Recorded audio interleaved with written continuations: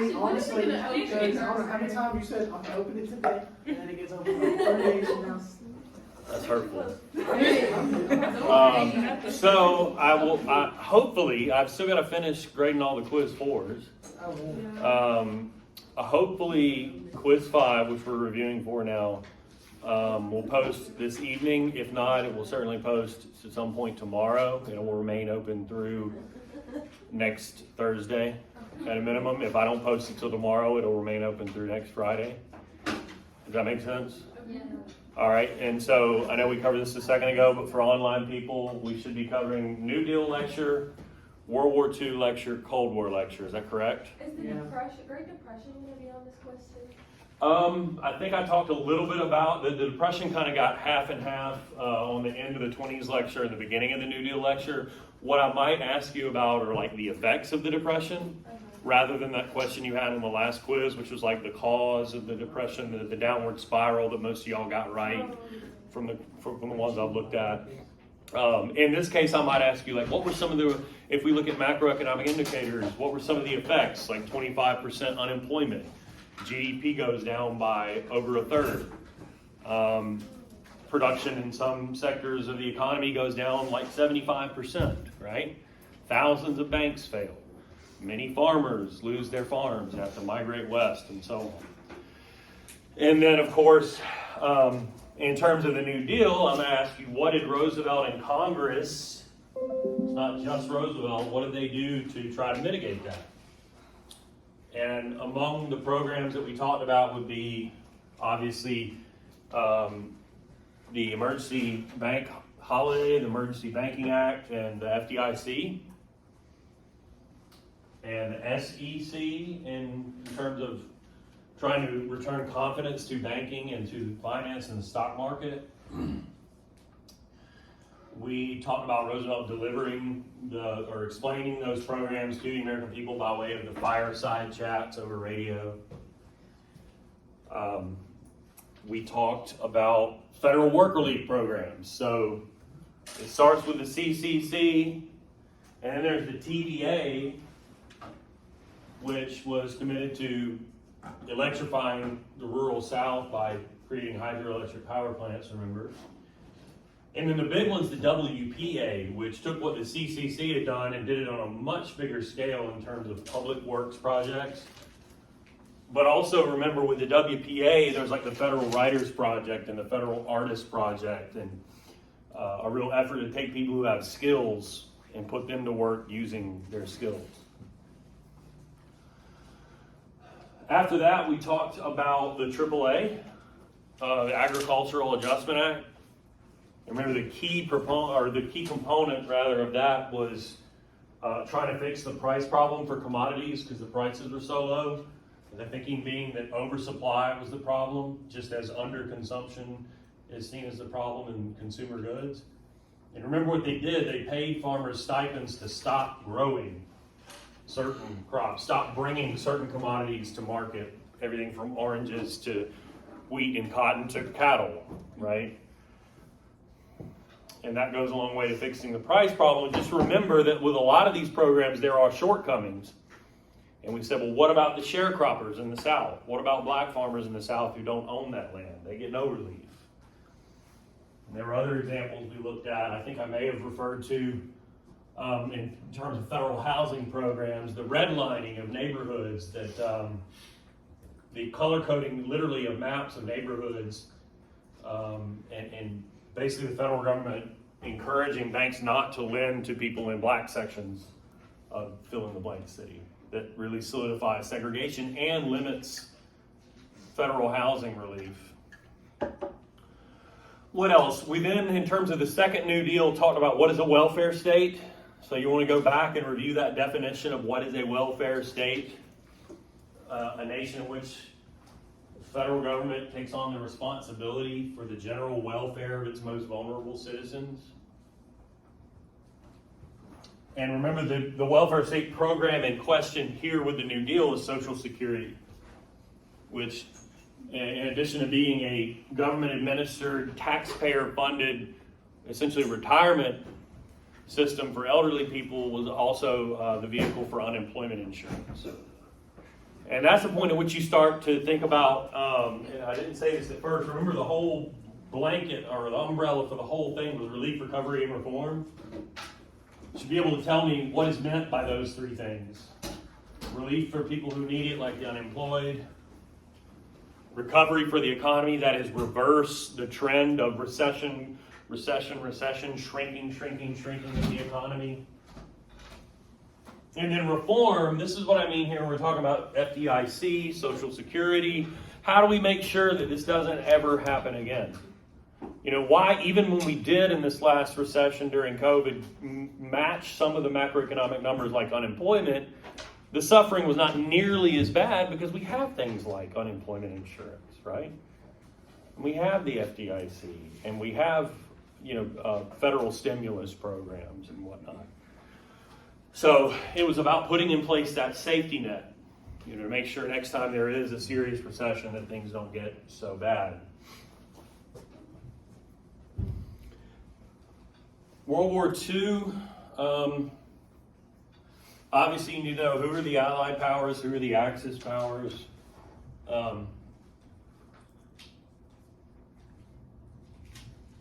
I should back up and say probably the biggest takeaway from that lecture, at least the first half of it, is what is fascism. You should be able to define for me the way I defined it, what is fascism? A radical right-wing ideology that defines itself by rejecting other ideologies, remember. It's a rejection of socialism, a rejection of the idea of class struggle in favor of nationalism, militant nationalism. Binding the nation together with all of its classes by force if necessary, using violence if necessary. And a rejection of classical liberalism, our predominant ideology in the West, the idea that governments exist to protect individual rights. Fascism rejects that in favor of the collective will of the people, exercised through the nation. And remember, it was a racist nationalism as well, that views anyone who is not of a particular race as an inferior people. And then it blames those people, along with socialists and liberal Democrats, for everything that is wrong. So scapegoating, remember, was a big part of fascism. Other things I might ask you about from that lecture, probably not like a lot of battlefield history questions, but you should know about how the Nazi-Soviet non-aggression pact was broken and Hitler and the Nazis invaded the Soviet Union, Operation Barbarossa. Biggest invasion in the history of warfare. And that produces the Eastern European Front, where the war against Nazi Germany was mostly won, while the United States, of course, was busy fighting against the Japanese in the Pacific. And you'll want to tell me about the island hopping campaign. What does island hopping mean? The United States has to identify strategic islands occupied by Japanese forces and engage in amphibious invasions of those key islands that were extremely costly for the Army and the Marine Corps and the Navy. And to advance from those key islands and the groups around them to closer and closer and closer to Japan, until you get to Iwo Jima and Okinawa and Tinian, and you want to tell me what is firebombing? Dropping incendiary material and then dropping conventional bombs that spread fires, that create firestorms, that destroy cities like Tokyo. And know too that the Allies, both America and Britain, did this in Germany as well, after the D-Day invasion. What was the D-Day invasion? June 6, 1944, Allied troops engaged in the largest amphibious invasion ever by landing at Normandy in Nazi-occupied France. Take heavy losses but are successful. Eventually liberate France. Continue through Belgium and into eventually Germany. And eventually, of course, Hitler commits suicide and they surrender. Remember that President Truman at that point had to consider whether or not to drop the atomic bomb on Japan or risk millions of American casualties in an invasion of the three main Japanese islands. he opts to drop those bombs on Hiroshima and Nagasaki, and the Japanese surrender. And then finally we got to then the Cold War. You want to be able to tell me, what is the Cold War? Why is it a, quote, Cold War? Why do the Soviet Union and America cease being allies? Well, because they couldn't be more different.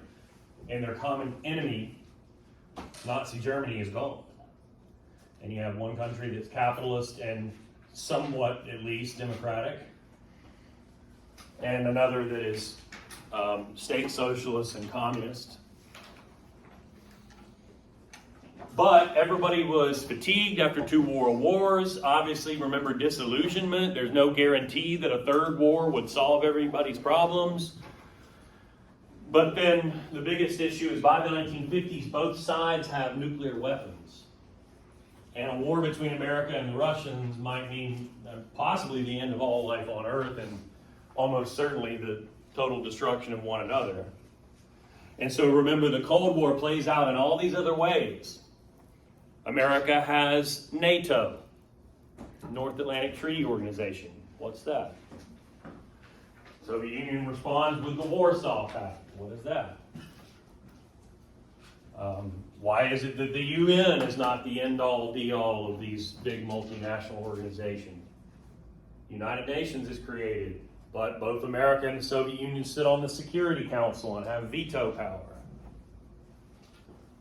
And we said, if you think about America and NATO, that's one world. Soviet Union and the Warsaw Pact, remember those, I might ask you this, what does it mean that there are puppet regimes in those countries? Communist governments put in place by the Soviets, controlled to an extent by the Soviets and Russia. Those are satellite states, remember, the Soviet Union, like Poland and Hungary and Romania and Bulgaria. That's the second world. And then the rest of the world is the third world, the non-aligned world. And remember where we identified proxy wars in the third world.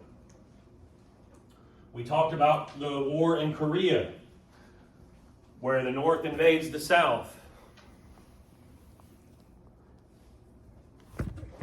And batteries running down. And where containment seems to work. And I mean, the most glaringly obvious thing I would ask you about from this lecture is containment. What is containment? What does that mean? America's foreign policy during the Cold War, yes, seeks to contain the spread of communism at all costs, to prevent the spread of communism anywhere in the world, because supposedly, Truman Doctrine, threat to a capitalist country anywhere, it's a threat to our freedom at home, even though Truman says a threat to a free nation. And we put free in quotation marks because America actually supports a lot of dictators simply because they are capitalist and anti-communist. But what were the other proxy wars we talked about? Korea seems to work because we were able to prevent a northern takeover of the South. What else do we talk about? Cuba does not work. The Castro regime comes to power there despite our efforts to assassinate him, to have Cuban expatriates invade the island, to keep in power the dictator Batista, and so on. And then, obviously, Vietnam, where we try to keep a capitalist, formerly French-backed regime in place in the South, and end up sending 500,000 troops to fight against not just North Vietnam and their army, but also the Viet Cong, the communist rebels in the South. And due in a significant part to American public opinion turning against the war, we eventually pull out, unable to keep that regime in power ultimately. And you face with that and Cuba and an understanding that no matter what resources you commit short of nuclear weapons, your full-scale containment all over the world is just simply not possible. I think the other example we talked about was the Soviets' version of Vietnam, which is Afghanistan in the 80s versus where Vietnam was in the late 60s and early 70s. But the Soviets attempted to keep a communist regime in power in Afghanistan, and they faced their own rebels, the Mujahideen, which we, the United States, through the CIA and special forces, armed and trained those people who later, when the Soviet Union collapses and Afghanistan falls into civil war, some of those people become the Taliban and come to power in Afghanistan. And I think that will do it for the lectures. These appear to be the documents. Looks like you have a small film clip on the bonus army. I think we talked some about this in here when we were talking about the presidents who were in power in the 20s, who were seen as more Republican, pro-big business presidents. And one example of that is when our soldiers returned from France from World War I. There's an effort to get them a bonus for their efforts in helping the Allies win the war, and those administrations didn't want to do it. Eventually there's enough pressure that they do, but it's deferred until like the 40s. And at one point during the Depression, they march on Washington to the Capitol and say, pay us our bonus now. We're out of work, we're suffering, we fought for you, our friends died, and so on. And they get run out of town. Literally, by active armed forces. Burt McCall on America's Moving People. Let's see what we have here. There's a massive displacement of individuals and families during the Depression. Testify before the House Select Committee to investigate interstate migration of destitute citizens on the nature of America's internal migrants. So this is talking about those people like the Okies from the Dust Bowl, like in the southern Great Plains, where they have these huge dust storms and all the topsoil is washed away. They've been farming wheat for like 100 years and the soil was depleted of resources. And those people end up losing their farms, and they hear about fruit picking jobs in California, and they go out there and there either are no jobs, or it's like 2 weeks of work and you're done, or the state and local authorities try to run you out of there because they think you're some crazy radical communist, and so on. So I would imagine this is what she is testifying to in that document.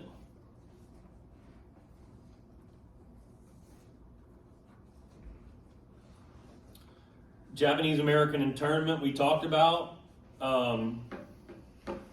This is one of the individuals who is of Japanese heritage or descent, an American citizen, deprived of freedom and property, and placed in an internment camp for the duration of the war, based upon Franklin Roosevelt's executive order, saying that the west of the United States was a potential war zone and that these are potential spies. And so you pay attention to where this person ends up and in what conditions.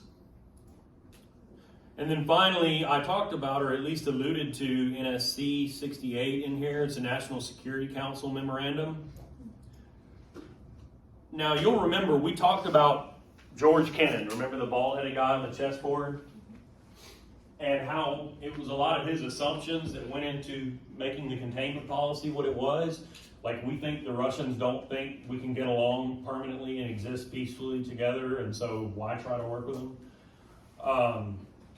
That's all true, but Kennan would later say, like during Vietnam, he was like, man, I didn't mean like the entire world. I was simply talking about like Greece or Turkey we should help. I mean, like specifically Europe. Like, communism exists in the Eastern Bloc, but let's don't let it spread elsewhere in Europe. I didn't mean like commit to containment literally anywhere in the world. The document that took Kennan's ideas and took it there is this. This Security Council memorandum outlines the sort of stretch from what Kennan was saying to, we need a massive military buildup to prepare to prevent the spread of communism literally anywhere in the world. And you see it all lined out in this famous document here. It's kind of a companion to the long telegram that we talked about. So 5 questions on these documents, probably 6 questions on those 3 lectures, and that is that. Are there any questions? like I said, I'll try to get everything graded and get those posted tonight. If not tonight, then tomorrow. It's going to be raining all day anyway. Can't play golf or do anything. So hopefully we'll open within the next 12 to 24 hours, and we'll be open for a week. Questions about anything at all? All right. Yes.